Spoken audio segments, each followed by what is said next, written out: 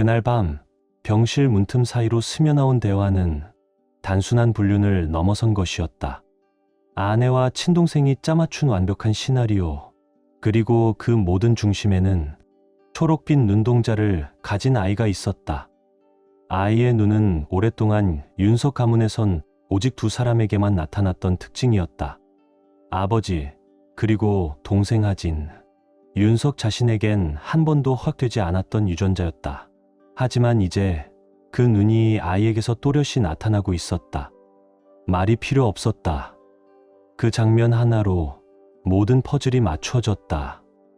그날 밤, 한 남자는 가장 믿고 지켜온 가족에게서 가장 잔혹한 형태의 배신을 마주했다. 그리고 그 순간부터 그는 철저히 침묵했고 냉정하게 증거를 모으기 시작했다.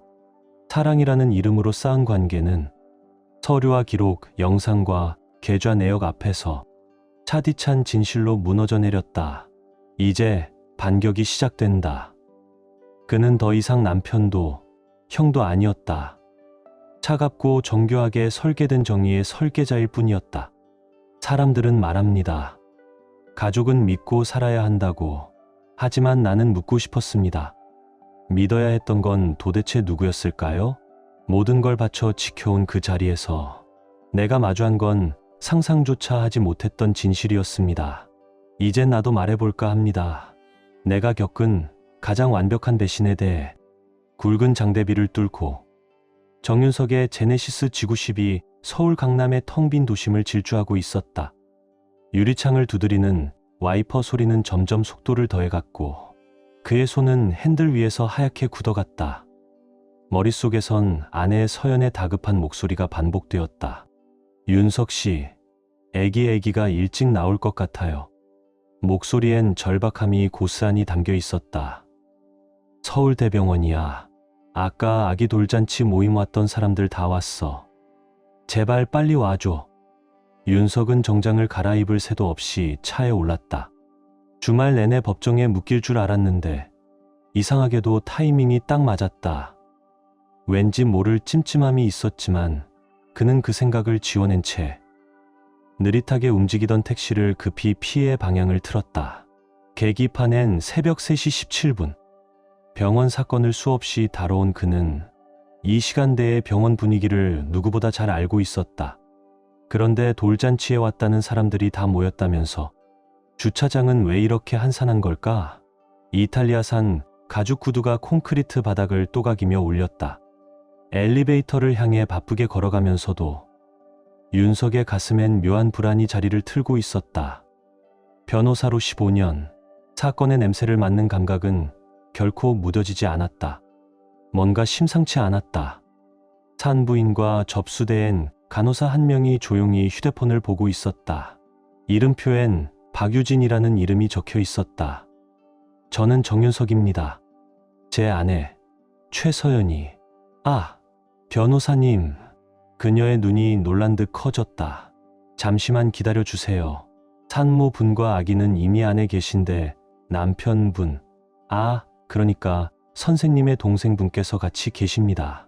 윤석의 발걸음이 멈췄다. 제 동생이요? 정하진이 오늘 당직이었나 보죠? 네. 오늘 야간 근무 중이세요. 정말 우연이죠? 유진의 미소가 점점 흐려지더니 굳어진 윤석의 표정을 읽고는 조심스레 물었다. 혹시 모르셨나요? 정하진, 서울대병원 외과과장. 정윤석과 같은 집안에서 자란 3살 어린 남동생. 늘 부러움과 열등감을 가슴 깊이 품고 자라던 아이였다. 그리고 사시미처럼 날카로운 결단력으로 외과 커리어를 빠르게 쌓아온 인물. 몇 호실이죠? 윤석의 목소리는 실크로 감싼 강철 같았다. 법정에서 수많은 증인을 무너뜨려온 그 목소리는 오늘도 예외 없이 상대의 말문을 닫게 했다. 죄송해요. 정말 2147호입니다. 그런데 산모분이 들어오지 말아달라고 부탁하셨어요. 그러나 윤석은 이미 발걸음을 옮기고 있었다. 수십 번 걸었던 병원 복도는 생각보다 정확하게 그의 발을 진실로 이끌고 있었다.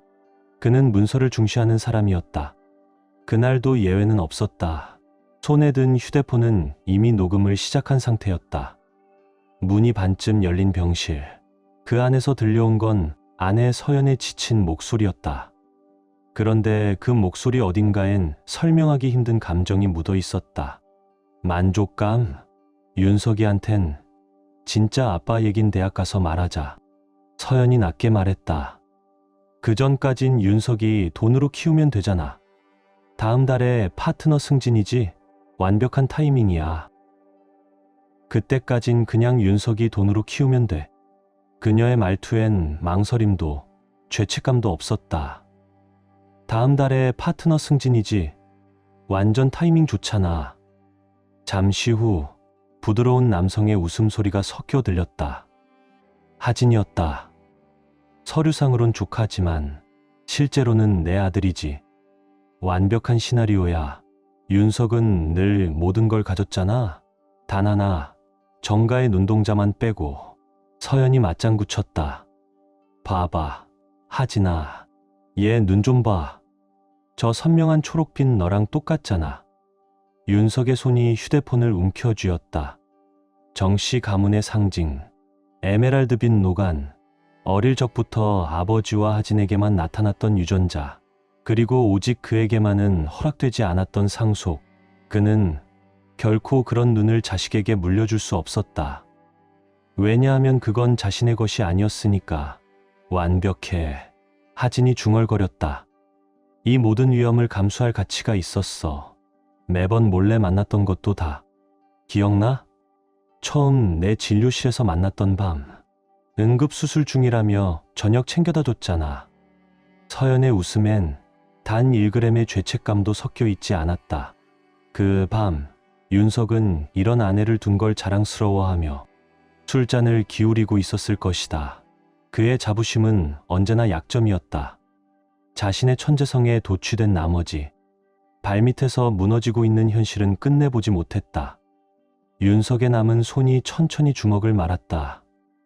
하지만 그의 호흡은 여전히 고요했다. 분노를 무기로 바꾸는 데 익숙한 남자. 약점을 날카로운 칼날로 다듬는 법을 누구보다 잘 아는 사람이었다. 얼마나 오래 있을 수 있어? 서연의 목소리가 들렸다. 사실 1시간 전에 퇴근이었는데. 내가 과장이잖아. 내가 몇 시에 근무하든 아무도 뭐라 못해. 하진의 말엔 오만이 묻어 있었다. 출생신고 서류는 벌써 수정해놨어. 이제 윤석이 사인만 하면 돼. 걱정 마. 서연은 확신에 찬 어조로 말했다. 서류는 늘 내가 처리하잖아. 그 사람은 항상 나만 믿었지. 대한민국 최고의 변호사 정윤석. 그는 지금 아내와 동생에게 철저히 조롱당하고 있었다. 하진의 목소리가 낮게 굳어졌다. 수년 동안 날 아래로 보고 그림자 취급하던 그 인간이 이젠 내 아들이 그 사람의 모든 걸 물려받겠지. 더는 듣지 않아도 될 것 같았다. 윤석은 조용히 뒷걸음질 쳤다. 휴대폰은 여전히 녹음 중이었고 그의 머릿속엔 이미 압박 포인트와 협상용 카드들이 정리되고 있었다. 복도에서 마주친 전공의 하나가 그를 힐끗 바라봤다. 이재훈, 하진의 수하 중 하나였다. 오늘 밤은 어땠나? 좀 조용했지? 네, 사실 2147호 딱 한 것만 분만이 있었어요. 그가 잠시 머뭇대다 덧붙였다. 근데 좀 이상해 했죠. 원래는 천지수 과장님 당직이었는데 정하진 과장님이 본인이 직접 하겠다고 고집하셨어요. VIP 환자라고 하시면서요. 재훈은 어깨를 으쓱였다. 전공이라 잘은 모르지만 뭔가 이상했어요. 윤석은 눈만 웃는 미소를 지었다. 그렇군요. 그리고는 자연스럽게 화제를 돌렸다. 이재훈 선생, 심장외과로 전과 희망한다는 얘기 들었어요. 네, 인턴 때부터 말이죠.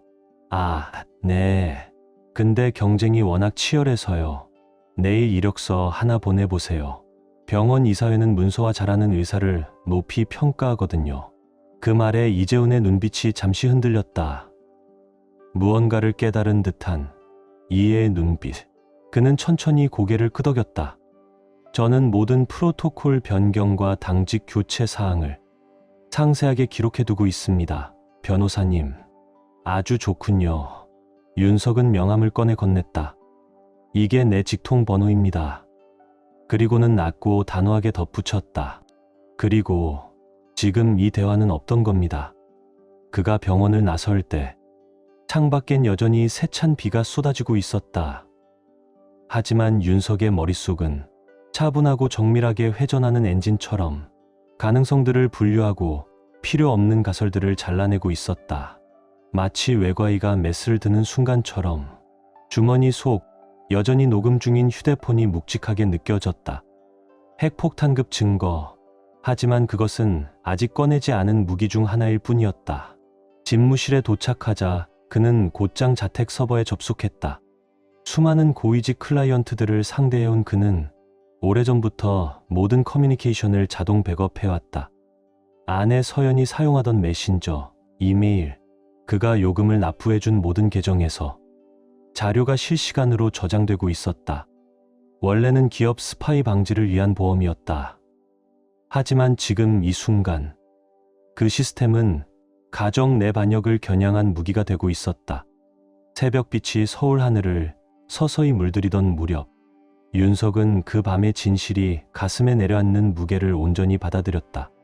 하지만 누구처럼 분노에 빠지지도 비탄에 잠기지도 않았다. 그에게 남은 것은 단 하나, 서늘하고 명징한 목적성.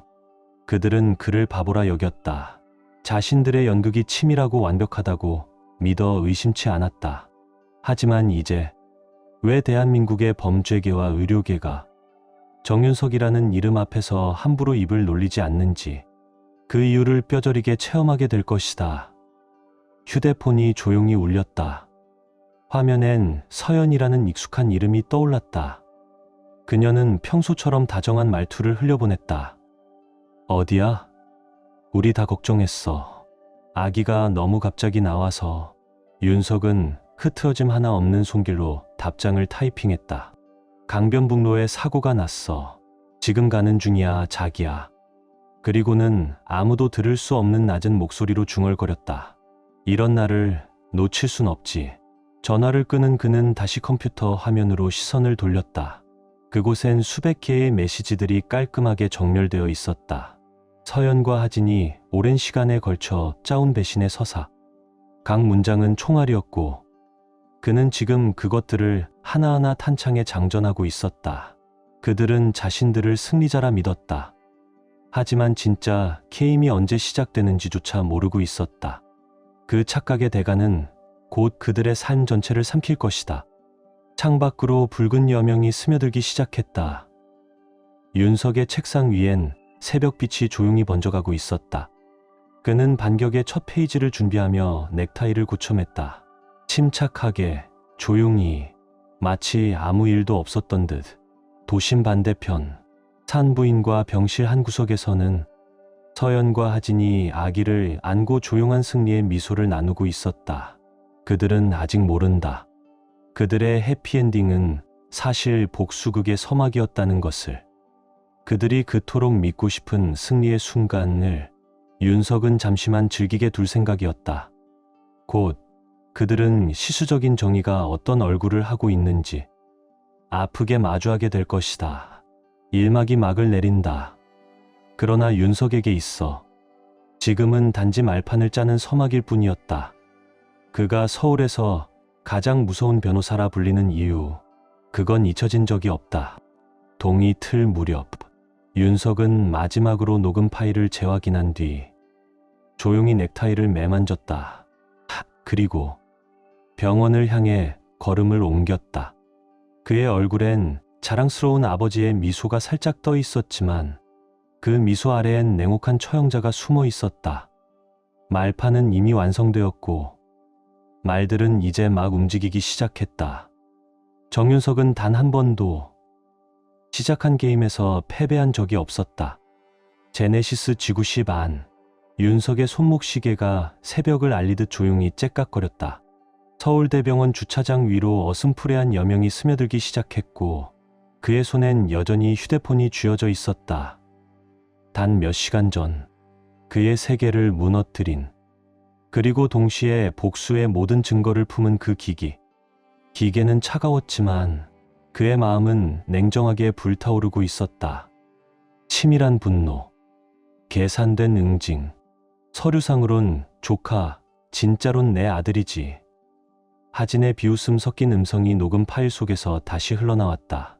그 말 한 줄 한 줄이 이제 윤석의 손에 쥐어진 칼날이 되어가고 있었다. 그는 즉시 천지수 과장에게 보낼 메시지를 작성했다. 그날 당직이었지만 묘한 이유로 분만을 맞지 못한 인물. 고리의 시작. 지수 과장님, 오늘 새벽 분만과 관련된 당직 변경건에 대해 간단히 확인드릴 사항이 있어 연락드립니다. 윤석의 손가락은 멈추지 않았다. 법정에서 다져온 문서화의 본능이 자동으로 발동했다. 이건 단순한 메시지가 아니라 복수의 퍼즐을 여는 첫 실마리였다. 진동이 울렸다. 여전히 서연이었다. 지금 어디야? 아까 병원에 잠깐 왔다고 간호사가 그러던데. 윤석은 조용히 웃었다. 입꼬리는 움직이지 않고 눈빛만 웃는 그런 미소. 그녀들이 혼란에 빠진 지금 그는 훨씬 더 중요한 퍼즐을 꿰맞추고 있었다. 노트북을 열고 서울대병원 이사회 이사 자격으로 내부 행정 시스템에 접속했다. 수많은 의료, 과실, 사건을 처리해온 그는 허점이 어디서 터지는지 너무도 잘 알고 있었다. 검색 결과는 압도적이었다. 지난 1년간 하진의 출입증으로 퇴근 이후 진료실에 수백 차례 출입한 기록. 날짜와 시간은 서연이 응급수술이라며 저녁을 가져다 주던 날과 정확히 겹쳤다. 허술해졌구나, 하진아. 윤석은 중얼이며 모든 출입 기록을 다운로드했다. 너희는 비밀이 완벽하다고 착각했지. 그래서 디지털 흔적 따윈 아무렇지 않게 방치했을 것이다. 이제 그 흔적들이 법정이라는 무대 위에서 잔혹한 시로 낭독될 차례다. 다음은 보안실이었다. 한 통의 전화면 충분했다. 보안팀장님, 오늘 새벽 분만 건과 관련해 잠재적 보험 리스크가 의심되어 감사차 영상 기록을 확인하려고 합니다. 이른 아침부터 보안 기록을 요청하시는 건 이례적입니다만 요즘 보험사들이 워낙 예민하잖아요. 고위험 출산은 특히나 까다롭게 보거든요. 윤석은 익숙한 어조로 친근함과 권위를 절묘하게 섞었다. 상대는 더 이상 질문하지 않았다. 그리고 그 영상은 그의 예상을 훨씬 뛰어넘는 것을 보여줬다. 늦은 밤마다 서연이 하진의 진료실에 들어가고 몇 시간 뒤 혹은 몇 분 간격으로 따로 나오는 두 사람, 병원 카페에서 우연히 마주친 듯한 장면들. 이 모든 것들이 마치 누군가 치밀하게 짜놓은 각본 같았다. 하지만 진짜 결정타는 아기 돌잔치 날의 영상이었다. 윤석은 분명히 보았다. 가짜 응급 상황을 만들어 손님들을 흩어지게 하고 병실 전체를 은밀하게 통제하는 장면. 산부인과 코드블루입니다. 화면 속 하진의 목소리가 명확히 울려 퍼졌다. 사람들은 당황했고 모임은 즉시 혼란에 빠졌다. 하지만 CCTV 어디에도 실제 응급 상황은 존재하지 않았다. 그 순간 또다시 휴대폰이 울렸다. 발신자는 서연이었다. 자기야, 이제 아기 좀 보러 와줘. 정말 예쁜 초록색 눈을 가졌어. 짧은 문장. 하지만 초록색 눈이라는 말은 윤석의 뇌리 깊은 곳을 예리하게 찔렀다. 그는 즉시 병원 전자의료기록 시스템에 접속했다. 산전검진 기록, 보험 등록 서류, 서연의 의료 이력. 화면을 아무 감정 없이 넘기던 손이 멈춘 순간 거기 있었다. 보험 수혜자란에 찍힌 자신의 서명. 날짜는 서연이 이미 진실을 알고 있던 이후였다.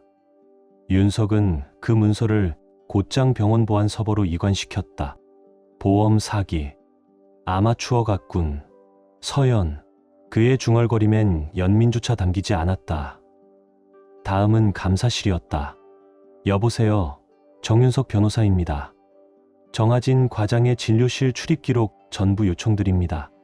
18개월 전부터 근무 외 시간대 포함입니다. 급한 사안입니다. 이사회 건입니다. 그 말에 담당자의 목소리가 곧장 바뀌었다. 이상 징후가 다수 확인되었습니다. 정 과장께선 출입자 기록을 남기지 않은 경우가 자주 있었습니다. 모든 내용을 문서화하세요. 윤석은 흔들림 없는 어조로 말했다. 기록 누락, 무단 출입, 프로토콜 위반. 하나도 빠짐없이 정리해서 정오까지 보고 바랍니다. 이번엔 금융 파트였다. 윤석은 부부 공동 계좌에 접속했다. 결혼 당시 자신이 설계한 구조 덕분에 그는 거래 흐름의 방향성을 즉시 파악할 수 있었다. 이상 징후는 뚜렷했다. 서울대병원 근처 고급 레스토랑의 정기 결제. 늘 응급수술이라며 저녁을 챙겨주던 날들과 정확히 겹쳤다. 의료 컨퍼런스로 가장한 호텔 숙박료.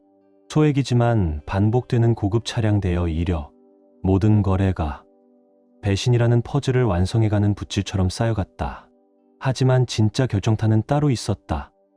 클라우드 백업 시스템. 가족 보안을 이유로 집착하듯 구축했던 구조.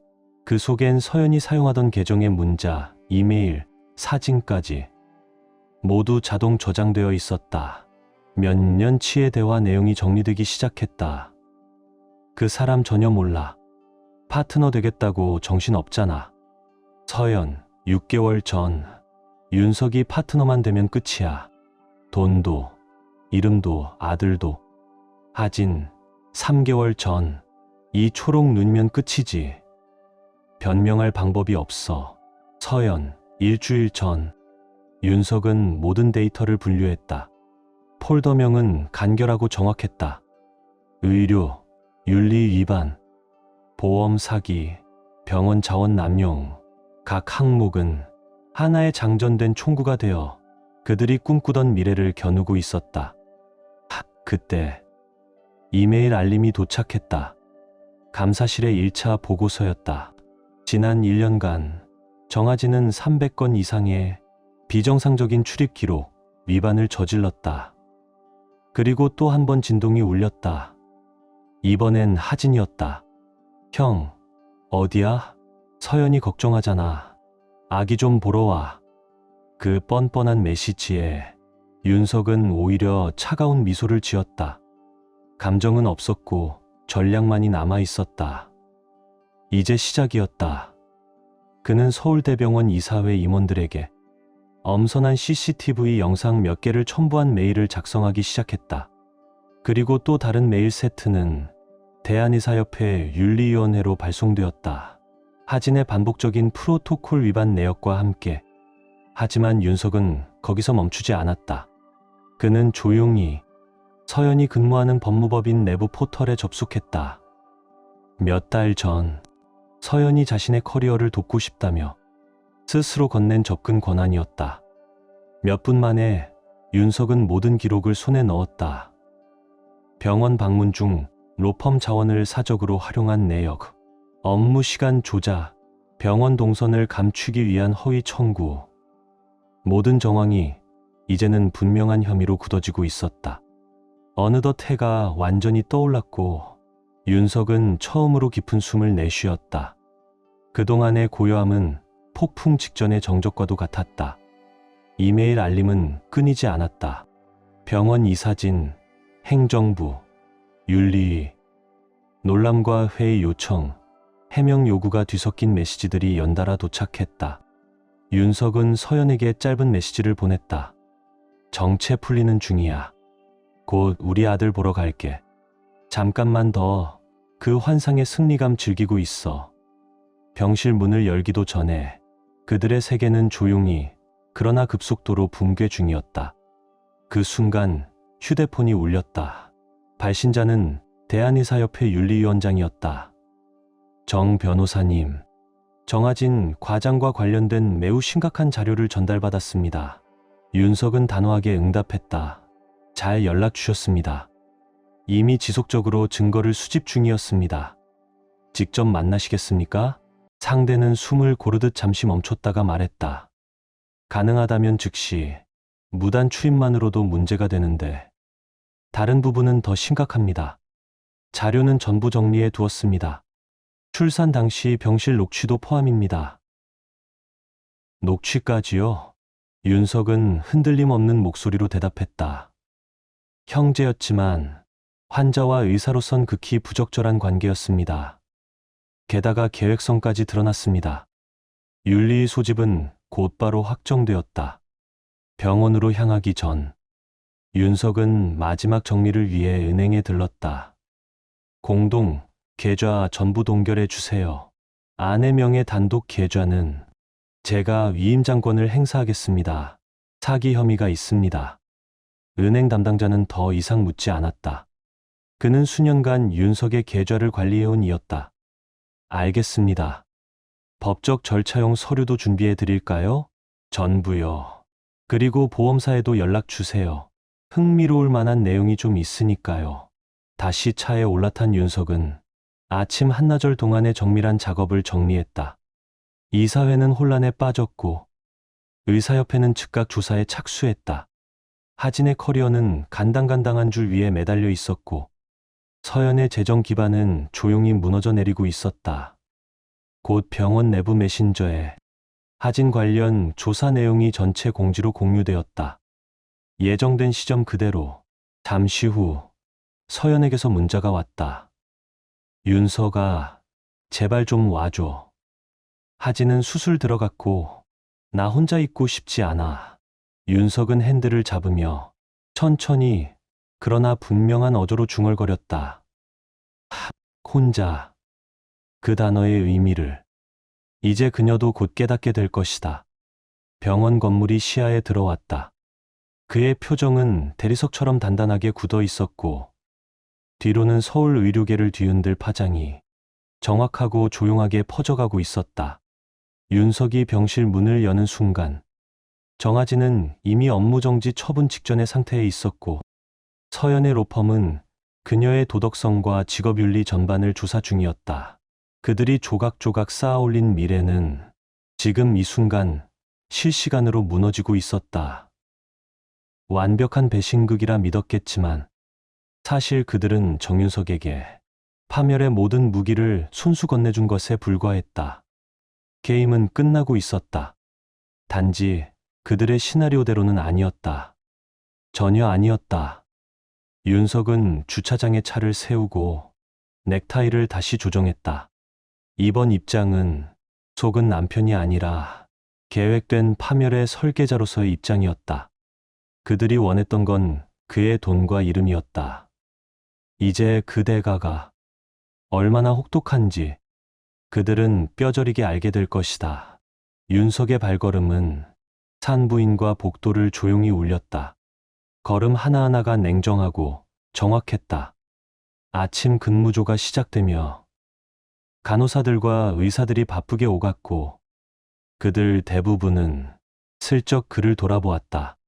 병원에서 소문은 항상 메신저를 통해 가장 먼저 퍼지기 마련이었다. 2147호 병실 앞, 그가 다가갈수록 하진의 휴대폰은 연속으로 진동하고 있었다. 병실 유리창 너머, 하진은 창백한 얼굴로 이메일을 넘기며 믿기지 않는 듯 중얼거렸다. 이게 무슨 이럴 리가 없어. 누가? 그 순간 윤석이 조용히 문을 열었다.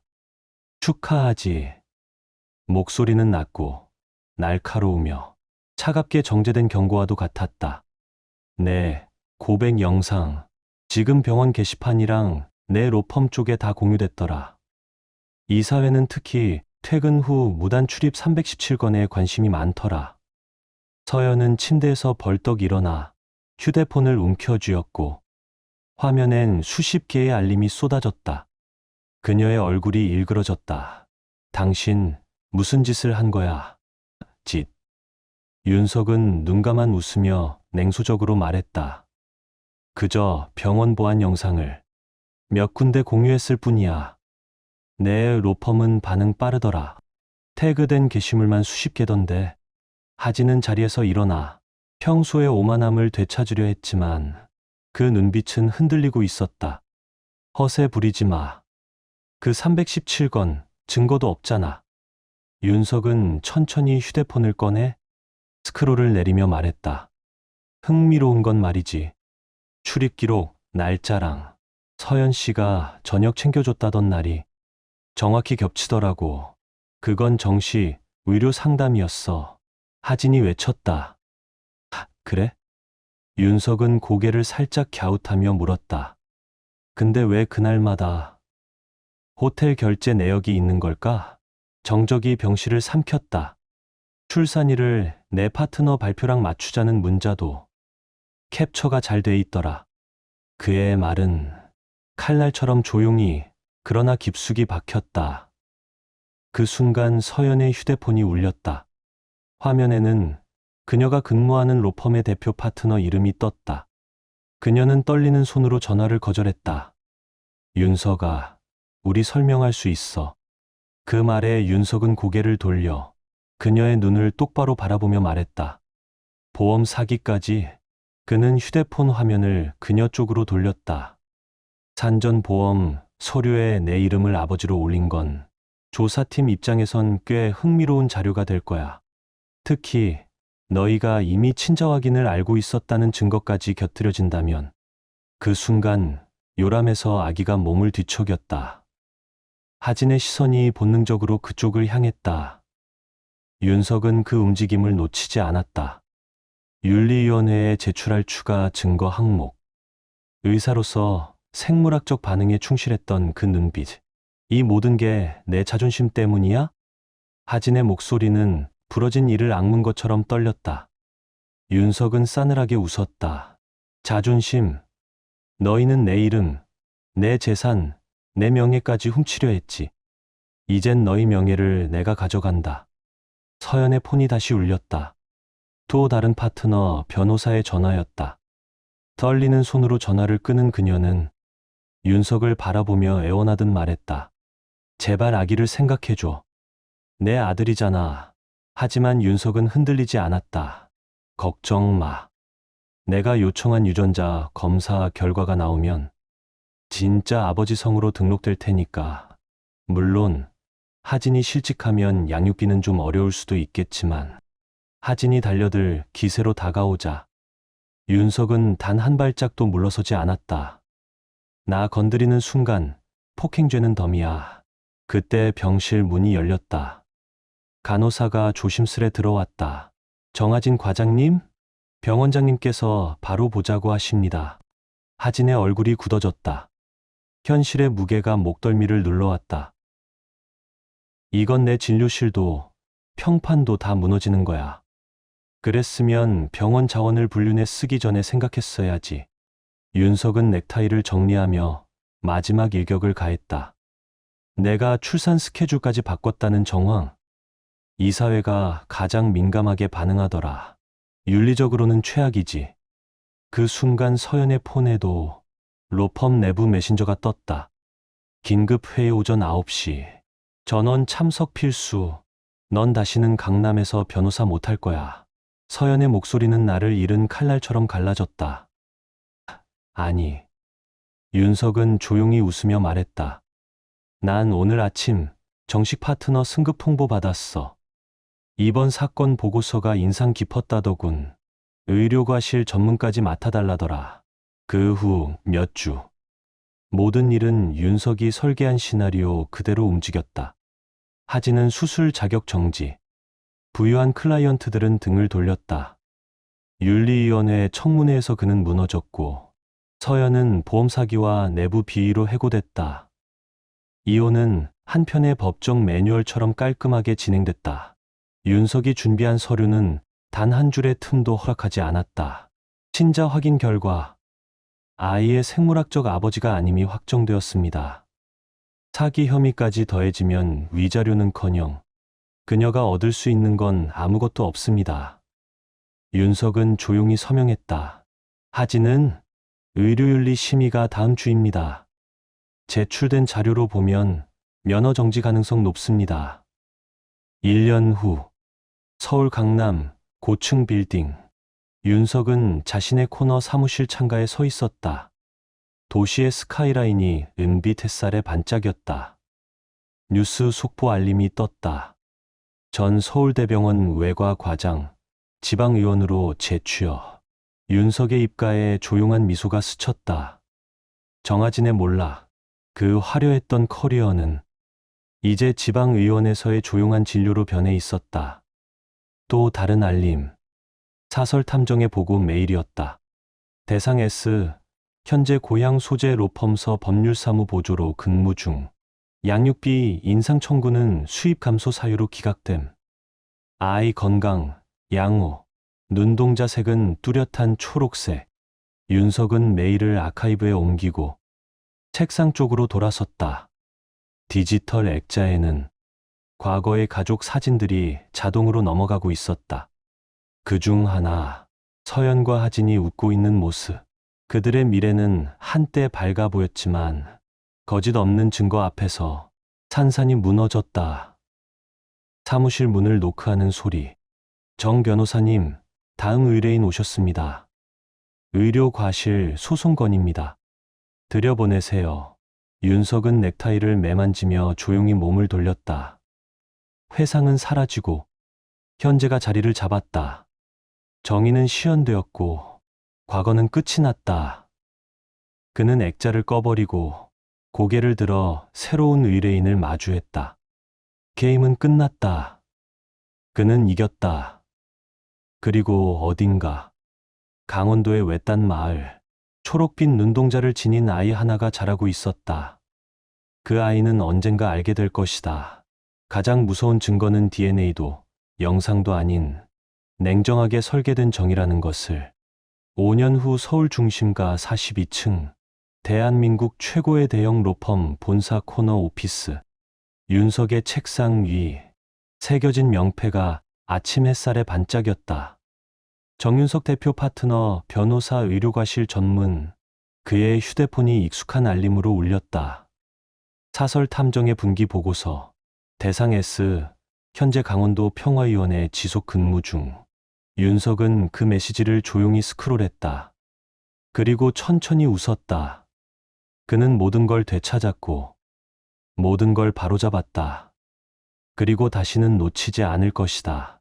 현재 연봉 8,500만 원. 과거 서울대병원 외과과장 시절 연봉 9억 6천만 원에서 대폭 감소. 세 번째 법률보조 자격 시험 탈락 기록. 양육비 인상 청구는 수입 불안정 사유로 기각됨. 아이, 만 5세, 지역 공립학교 재학 중. 녹색 눈동자 여전히 뚜렷함. 양가 가족과 교류 없음. 윤석은 이 모든 내용을 읽고 메일을 아카이브로 정리했다.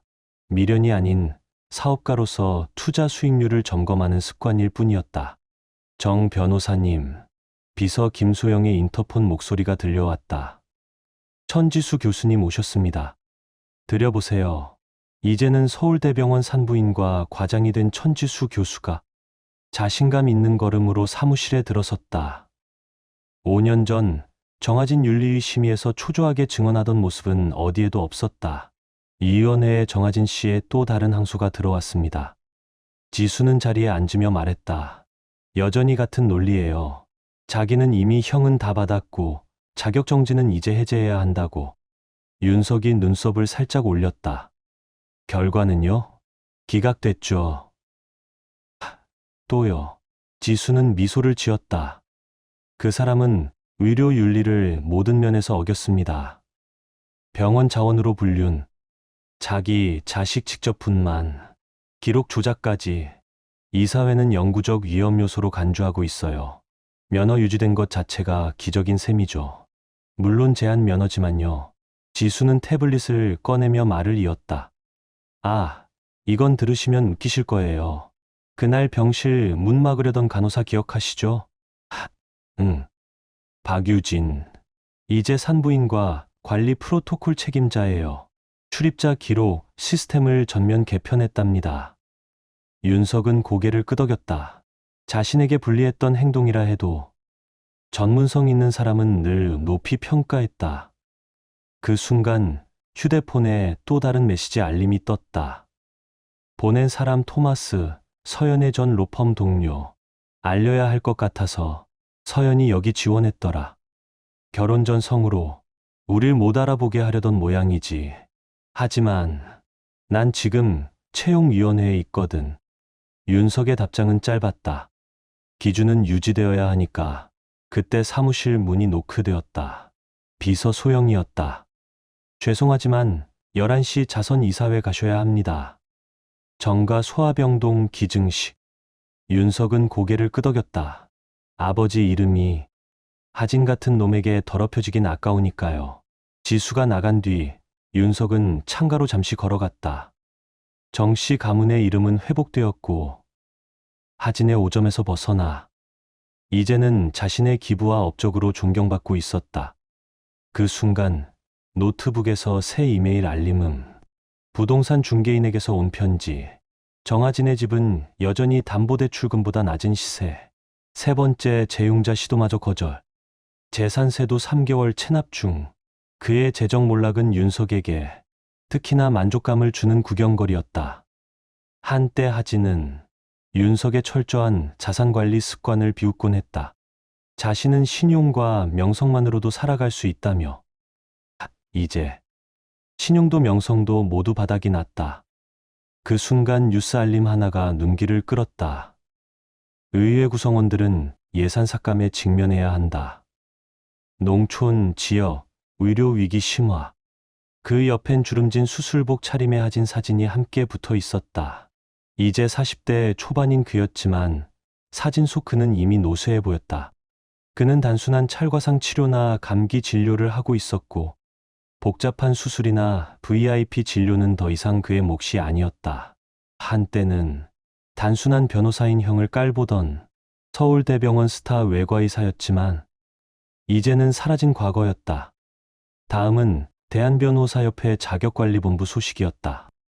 AS 밀러 법률사무보조 자격시험 4차 응시 예정. 이전 탈락 사유는 문서 작성 세부사항 관리 미숙. 감독자는 여전히 동일 문제 지적 중. 서연. 그는 떠올렸다. 한때는 자신의 문서 집착에 비웃음을 보이던 사람. 이제는 기초 법률 서류조차 작성하지 못하는 인물이 되어 있었다. 최신 조사 사진엔 작은 시골 식당 2층 원룸, 10년 된 중고차.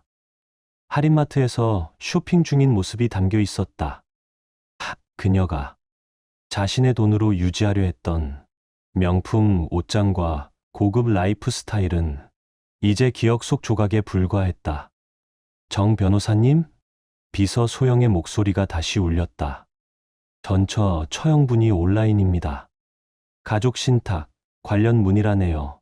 2년 전 윤석의 어머니는 정씨 가문 가족 신탁을 개정하며 하진과 그의 아이를 상속 라인에서 제외시켰다.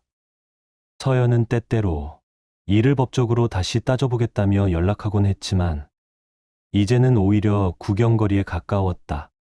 메시지만 받아두세요. 윤석은 고개를 돌려 다시 창밖을 바라보았다. 그리고 조사 보고서의 한 구절을 떠올렸다. 아이, 현재 유치원 재학 중. 가족에 대한 질문에 혼란스러워함. 정아지는 한 달에 한 번 정도 아이를 보러 왔다. 그 방문은 늘 짧고 어색했다. 아이에게 몰락한 아버지의 그림자는 항상 함께 따라다녔다. 서연은 여전히 겉모습을 유지하려 애썼지만 작은 시골 마을 사람들은 이미 다 알고 있었다. 그들의 이야기, 언젠가 친자 증명으로 활용되었던 그 초록빛 눈동자, 이제는 배신의 흔적이자 결코 지울 수 없는 증거가 되어 있었다. 정씨 가문의 상징이었던 그 눈, 윤석에게는 주어지지 않았던 유전자가 이젠 자랑이 아닌 오점이 되어 있었다. 그 순간 책상 위 전화기가 깜박이며 울렸다. 발신자 아버지, 이사회 회의 잘 끝났다. 아버지는 인사도 없이 말했다. 외과병동 이름이 공식적으로 바뀌었어. 하진 이름은 모든 기록에서 삭제됐고 윤석은 차분히 답했다. 자기가 선택한 결과죠. 그렇지. 잠시 침묵. 너희 어머니가 지난달 누나 댁 갔다가 마트에서 하진을 봤대. 말라있고 한눈에도 사람이 작아졌더래. 선택엔 결과가 따르죠. 그래. 또 짧은 정적. 그 아이는? 어머니가 걱정하시더라. 가족재단 이름으로 익명 기부 방식으로 학비는 지원하죠. 하지만 그 아이는 결코 정 씨 성을 갖진 않을 겁니다. 추하기 넘어 아버지의 동의는 조용하지만 확고했다. 정 씨 가문의 명맥은 지켜져야 했고 더 이상 오염될 수 없었다. 그때 캘린더 알림이 떴다. 의료과실 전문 로펌과의 점심 미팅. 또 하나의 합병 논의. 이혼 소송 이후로 윤석의 명성은 하늘을 찔렀고 그의 법률 기술 복수 설계 능력은 전설이 되어 있었다. 정 변호사님, 비서 소영이 마지막으로 나타났다. 동생분이 음성 메시지 남기셨어요. 어머니 생신 관련해서랍니다. 삭제하세요. 윤석은 다시 창밖으로 돌아섰다. 서울대병원 본관이 파란 하늘 위로 솟아 있었다. 그리고 합병 서류 들여보내세요. 5년의 세월은 모든 이들의 삶을 뒤바꿔 놓았다. 윤석은 정밀하게 계산된 복수를 완수했고 그의 배신자들은 매일같이 자신의 선택을 떠올리며 살아가고 있었다. 하진. 한때 서울대병원 외과의 황금기수로 주목받던 그는 이제 지방의원에서 감기와 염좌 치료로 생계를 이어가고 있다. 정씨 가문을 잇겠다는 그의 야망은 이젠 통장 잔고처럼 텅 비어 있었다. 서연.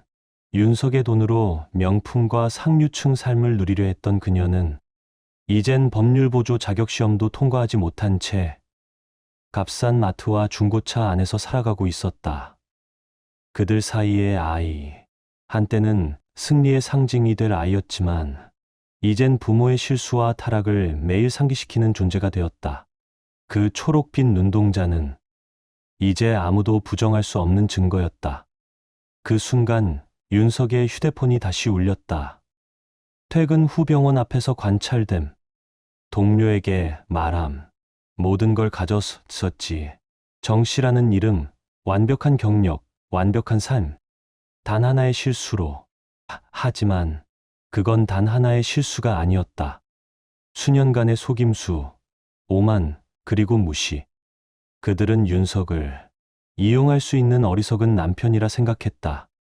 그러나 결과적으로 그는 그들 몰락의 설계자가 되었다. 아침 햇살이 정윤석의 사무실 창문에 비친 그의 반사된 얼굴을 비췄다. 성공적이고 존경받으며 결코 꺾이지 않은 남자.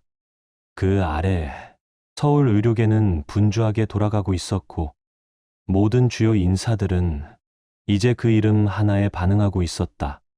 정윤석. 이제 그 이름은 존경을 넘어 두려움이 깃든 권위로 불렸다. 증거는 거짓말을 하지 않는다. 하지만 사람은 거짓말을 한다. 그리고 어떤 거짓은 평생의 대가를 남긴다. 윤석은 조용히 책상으로 돌아와 지난 과거를 분기 보고서처럼 차곡차곡 정리된 폴더에 넣었다. 앞으로는 이겨야 할 사건들, 건설해야 할 제국, 남겨야 할 유산이 남아 있었다. 정의는 차갑게 내리더라도 그 본질은 여전히 정의다. 그리고 정의란 이름은 그 정의를 시연한 이름으로 기억될 것이다. 여기까지입니다. 또 하나의 이야기가 끝났네요. 어떠셨나요? 여러분의 감상은 댓글로 꼭 남겨주세요. 이런 이야기가 좋으셨다면 저희 커뮤니티에 구독으로 함께 해주세요. 그 관심 하나가 큰 힘이 됩니다. 비슷한 이야기들이 궁금하다면 화면에 추천된 영상들을 확인해보세요. 그럼 다음 이야기에서 다시 만나요. 끝까지 함께 해주셔서 감사합니다. 완벽한 인생이라 믿었던 것들이 가장 잔인한 배신으로 돌아올 줄 누가 알았을까요? 하지만 무너진 자리에서 다시 일어난 사람만이 진짜 정의가 뭔지 보여줄 수 있는 것 같아요. 이야기가 마음에 닿았다면 구독과 좋아요로 함께 해주세요. 다음 이야기에서 또 만나요.